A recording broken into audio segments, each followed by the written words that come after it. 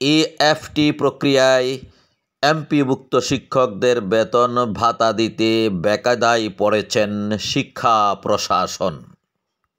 প্রিয় দর্শক শ্রোতা, চ্যানেল দর্পণের পক্ষ থেকে আপনাদেরকে স্বাগত জানাচ্ছি। আমি মোহাম্মদ লোকমান মিয়া, সীতাকুণ্ড, চট্টগ্রাম। এতক্ষণ শুনছিলেন শিরোনাম, এবারে বিস্তারিত। ইলেকট্রনিক ফান্ড ট্রান্সফার ইএফটি প্রক্রিয়া এমপিভুক্ত শিক্ষকদের বেতন ভাতা দিতে বেকায়দায় পড়েছে শিক্ষা প্রশাসন। কারণ জাতীয় পরিচয়পত্র, এনআইডি এবং শিক্ষাগত সনদের তথ্যে গরমিল বা অসঙ্গতি শনাক্ত হচ্ছে। এগুলির সমাধানও সময় সাপেক্ষ বলে সংশ্লিষ্ট কর্মকর্তারা জানিয়েছেন। বৃহস্পতিবার 12 ডিসেম্বর দৈনিক সংবাদ পত্রিকায় প্রকাশিত এক প্রতিবেদনে এ তথ্য জানা যায়। প্রতিবেদনটি লিখেছেন রাকিব উদ্দিন। প্রতিবেদনে আরও জানা যায়, নির্ধারিত সময়ে প্রায় 20,000 স্কুল কলেজের মধ্যে নির্ধারিত সময়ে 1,000-এরও বেশি প্রতিষ্ঠান এই প্রক্রিয়ায় বেতন ভাতা নেয়ার আবেদন করেননি বা করতে পারেননি। আবার আবেদনকারী প্রতিষ্ঠানগুলোতে প্রায় 40,000-এর মতো আবেদন রিজেক্ট বা নাকচ হয়েছে। বেসরকারি শিক্ষক কর্মচারীদের বেতন ভাতার সরকারি অংশ এমপিও বা মান্থলি পেমেন্ট অর্ডার আগামী জানুয়ারি থেকে ইএফটি প্রক্রিয়ায় পাঠানোর সিদ্ধান্ত নিয়েছে শিক্ষা মন্ত্রণালয়। এজন্য শিক্ষক কর্মচারীদের তালিকাভুক্তি বা এমপিও ভুক্তি, উচ্চতর গ্রেড, বিএড স্কেল সহ বিভিন্ন আর্থিক সুবিধা পাওয়ার আবেদনের সময় পুনর্নির্ধারণ করেছে মাধ্যমিক ও উচ্চ শিক্ষা অধিদপ্তর মাওসি। সেই অনুযায়ী ফেব্রুয়ারি, এপ্রিল, জুনের মতো প্রতি জোর মাসের 6 তারিখের মধ্যে শিক্ষক কর্মচারীরা এমপিও ভুক্তি ও এ সংক্রান্ত আবেদন করতে পারবেন। এর আগে জোর মাসের 8 তারিখ পর্যন্ত এমপিও ভুক্তির আবেদনের সুযোগ ছিল। আর জানুয়ারি, মার্চ, মে বা জুলাইয়ের মতো প্রতি বেজোর মাসের 10 থেকে 12 তারিখের মধ্যে এমপিও কমিটি সভা করে আবেদন করা নতুন এমপিও ভুক্তির সিদ্ধান্ত নেবে। সরকারি কর্মচারীরা ইএফটিতে বেতন ভাতা পান, আর এমপিভুক্ত শিক্ষক কর্মচারীদের বেতন ভাতা সরকারি কোষাগার থেকে রাষ্ট্রায়ত্ত 8টি ব্যাংকের মাধ্যমে শিক্ষা প্রতিষ্ঠান বরাবরে পাঠানো হয়। এতে প্রায় বেতন ভাতা পেতে কিছুটা দেরি হয়। এজন্য শিক্ষকেরা দীর্ঘদিন ধরে সরকারি কর্মীদের মতো মাসের শুরুতেই ইএফটির মাধ্যমে বেতন ভাতা পাওয়ার দাবি জানিয়ে আসছিলেন। গত 5 অক্টোবর বিশ্ব শিক্ষক দিবসে ইএফটিতে বেসরকারি শিক্ষকদের এমপিওর বেতন ভাতা দেওয়ার ঘোষণা দেন শিক্ষা মন্ত্রণালয়। প্রাথমিকভাবে এমপিওভুক্ত স্কুল কলেজের 209 জন শিক্ষক কর্মচারীর অক্টোবর মাসের এমপিও ইএফটির চেয়ে ছাড় হয়। অন্যান্য শিক্ষক কর্মচারীদের এমপিও ইএফটিতে করতে তথ্য সংগ্রহ করছে শিক্ষা মন্ত্রণালয়। ইএফটির তালিকাভুক্ত হতে মাওসির education management information system EMIS সেলের ওয়েবসাইটে নির্দিষ্ট ফরম পূরণ করতে স্কুল কলেজের শিক্ষক কর্মচারীদের নির্দেশ দেওয়া হয়েছিল। ইএমআইএস সেল থেকে জানা গেছে, পূর্ব ঘোষিত সময় অনুযায়ী গত 5 ডিসেম্বর এই আবেদনের মেয়াদ শেষ হয়েছে।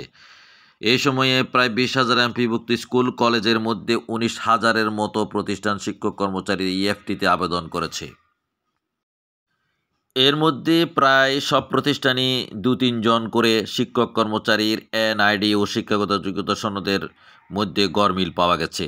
এ বিষয়ে ইএমআইএস সেলের প্রোগ্রামার সাইফুল ইসলাম বলেছেন, ইএফটির জন্য শিক্ষকদের তথ্য নেওয়ার কাজ চলমান রয়েছে। তথ্য নেওয়ার সময় বাড়ানোর কারণ সম্পর্কে তিনি বলেন, 4.25 লাখের মতো শিক্ষক রয়েছে। অনেকের সার্টিফিকেটের সঙ্গে এনআইডির নামের মিল নেই। অনেকের নামের বানান ভুল রয়েছে, জন্ম তারিখের ভুল রয়েছে। আমরা এগুলো সংশোধনের জন্য শিক্ষকদের কাছে সময় দিচ্ছি। অনেক শিক্ষা প্রতিষ্ঠানের ইএফটি তালিকাভুক্ত হতে আবেদন না করার প্রসঙ্গে সাইফুল ইসলাম বলেন, 5ই আগস্টের সরকার পরিবর্তনের পর অনেক প্রতিষ্ঠানের প্রধান নেই, অনেক শিক্ষক নেই, এ কারণে বাদ পড়ে থাকতে পারে। আমরা সময় দিচ্ছি। এমআইএসএল-এর অন্য এক প্রোগ্রামার জানিয়েছেন, একজন শিক্ষকের শিক্ষাগত যোগ্যতা সনদের চেয়ে এনআইডিতে বয়স 10 বছর বেশি। এখন ইএফটিতে এমপিভুক্তি কার্যকর হলে এ শিক্ষককে অবসরে চলে যেতে হবে। ওই কর্মকর্তা আরও বলেন, প্রত্যেকটি প্রতিষ্ঠান থেকে 2 জন, 3 জন বা 1 জন আবেদনে রিজেক্ট রয়েছে। সব মিলিয়ে 20,000 প্রতিষ্ঠানে এ রকম অন্তত 40,000 শিক্ষকের নানা রকম ভুলভ্রান্তির তথ্য পাওয়া গেছে।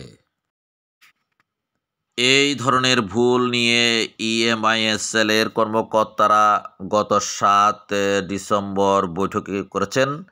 পরে বিষয়টি মাওসিকে অবহিত করা হয়।